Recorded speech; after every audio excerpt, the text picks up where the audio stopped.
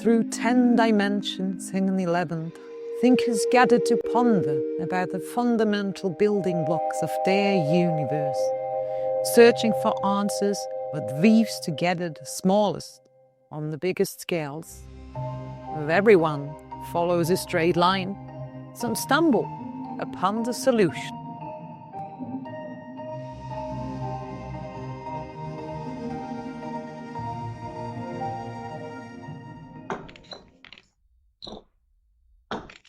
Well, well, well.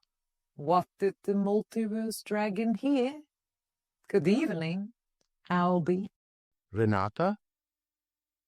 I cannot remember having decided to come here. Well, that's the point. You didn't.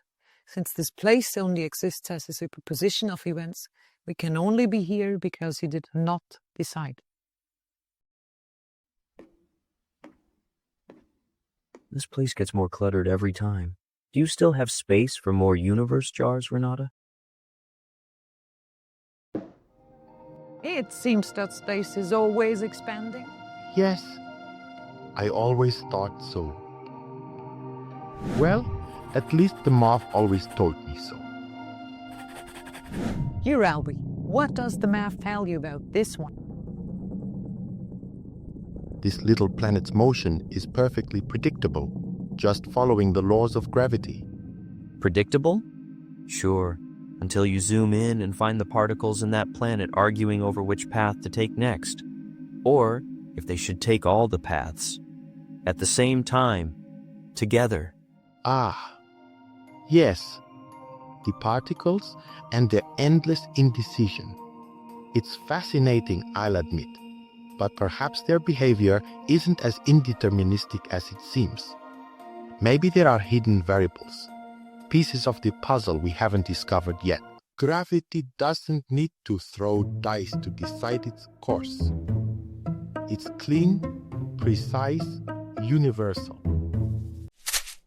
Clean and precise? Yes?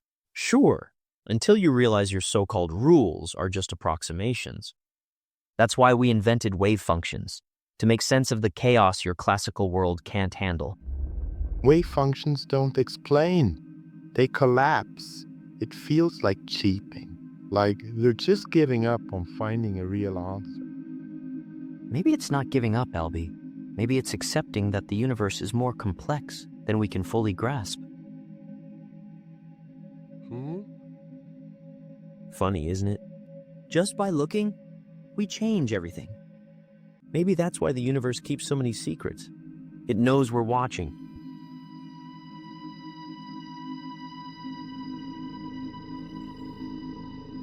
You know, Albie, maybe the universe rolls the dice just to annoy you. The jars behind me tell us that the math shows us the possibilities, but the experiment, which path the universe takes, we need both to understand anything. It's not always straightforward. In this universe, not even light plays fair. Left, right, forward, backward, all at different speeds. Light travels the same speed, no matter where you are, how fast you move, or whether you're spinning like a top. That's Lorentz invariance. Does it violate your patience, Albie? I hope this is the only universe that does this.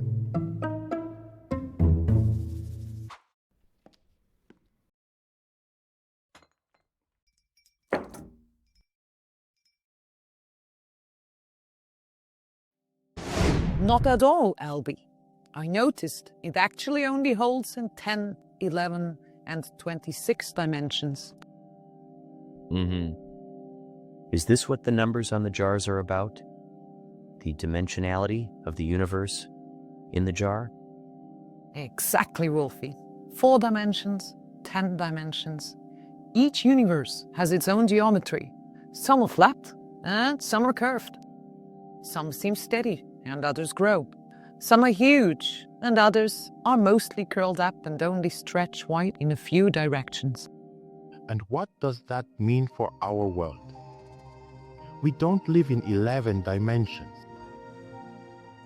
Don't we? Maybe we've been looking at things from too far away. It's the small things that count. The fabric of space-time is woven from tiny strings that tell us more about the inner workings of our universe. So you're saying string theory ties it all together? Would you expect less from springs? They're the fundamental objects of the universe, after all. I think it's about time to pay them more attention. It makes sense. Relativity, quantum mechanics, finally speaking the same language. Sounds like an invitation to think beyond 4 dimensions. And you? What do you think?